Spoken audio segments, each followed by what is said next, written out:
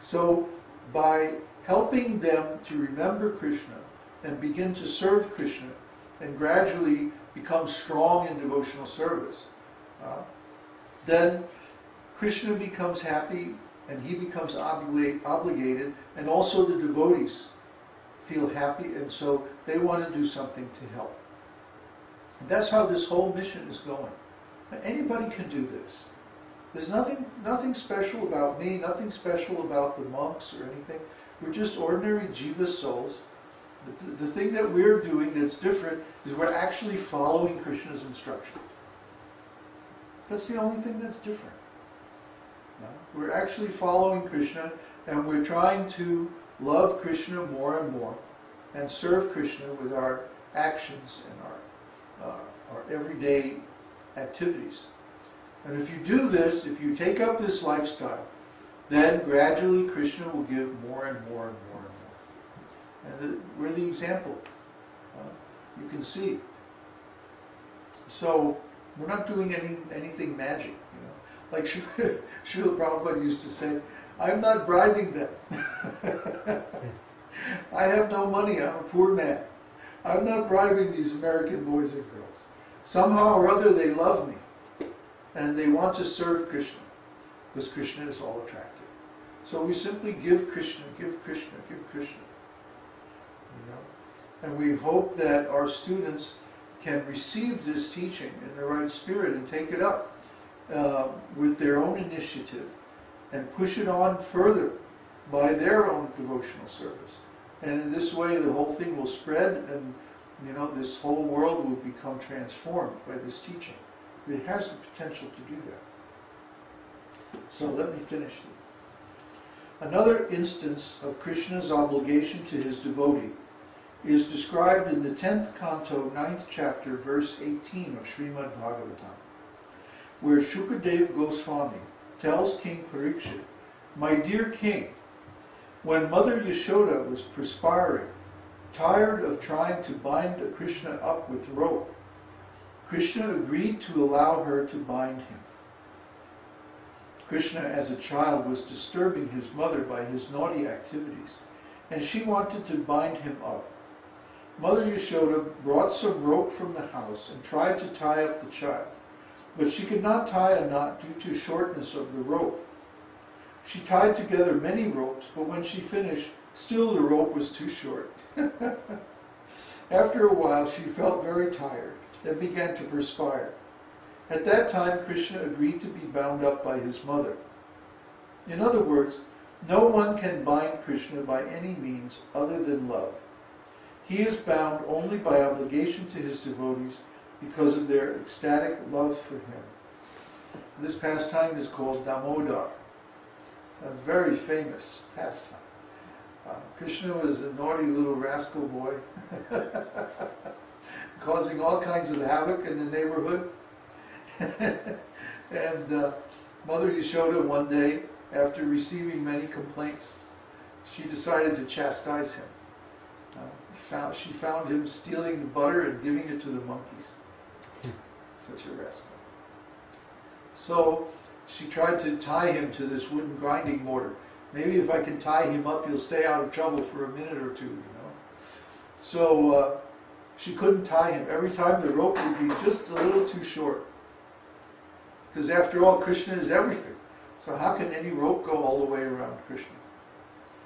But then after trying and trying, she was getting really exasperated, you know. And Krishna loves to do this. Oh, you have to understand Krishna's character. Krishna likes to push his devotee to the very edge. He likes this drama. He likes this intensity. He wants to see what we're made of. He wants to test us. He wants to see if we're really sincere, if we're really acting out of love. See? So he creates these extreme situations, these last-minute deals. The devotees who have been with us for a while, they know this well. We see again and again and again, things will come right down to the last minute, and then just in the last few seconds, Krishna will make everything work. So this is Krishna. Remember taking the when we were leaving Catemaco, going back to Mexico City, that we had packed everything in the truck, and we were driving up, and oh, we had so many troubles. I mean, one thing broke, and then another thing broke, and then we got the tire fixed, and then the guy, the rascal, put the wrong size tire, and because it was four-wheel drive, the differential was heating up, and it was spraying oil, and oh, it was crazy. And then we had to stop, and we couldn't move, and then we couldn't get the tire off because the bolt was broken, and then the police came, and then the other guy came, and they couldn't get it off either, and then finally we had to go back through all these tiny little roads into this shop where there was all these really rough rascal guys that worked on trucks, and they had this acetylene torch, and they cut off the bolt, right? And they were all, if the cops were standing there watching this whole thing, right? And everybody was looking at us like, oh boy, they got computers, they got all this stuff, wow, you know. And the cops were like, So finally we got that changed, and then we got the tire changed, and then we had to go to this other place and get oil, and then we had to pay off the police, and then we got back on the road, and then we got about 2 o'clock in the morning. We finally got in. Everybody else was already there. They had taken the bus, and they got there before us. And so we finally got in really, really late. And, you know, but then Kṛṣṇa, he gives so much bliss and so much satisfaction and happiness when we are victorious in his service. If we simply persist, so many obstacles may come up, so many things may go wrong. Oh, in Srila Prabhupada's pastimes, every single temple that he tried to buy, the rascals tried to cheat, especially in India. Oh my God, every trick in the book, you know. And there was one in Mumbai, they called Bombay at that time. And the temple was in a very posh beach area. Chowpatty. No, not Chowpatty. Oh. Juhu. Juhu, yeah, Juhu beach. Yeah, Juhu, a very nice upper class, right down the street from Bollywood. I mean, all the stars live there, and it's very posh. It's like Hollywood or what's that place right next to Hollywood? Beverly Hills. Beverly Hills, yeah, someplace like that. So anyway, there was this wonderful, perfect piece of land just in the right location, and this guy, Mr. Nair, was the owner. And so Mr. Nair, I mean, he tried every trick in the book, and oh, he was cheating and bribing people and doing this and that, and everything was very dark. And so one day, after like 2 years of this, it had gone on and on and on, Mr. Nair was preparing a wedding feast for one of his relatives.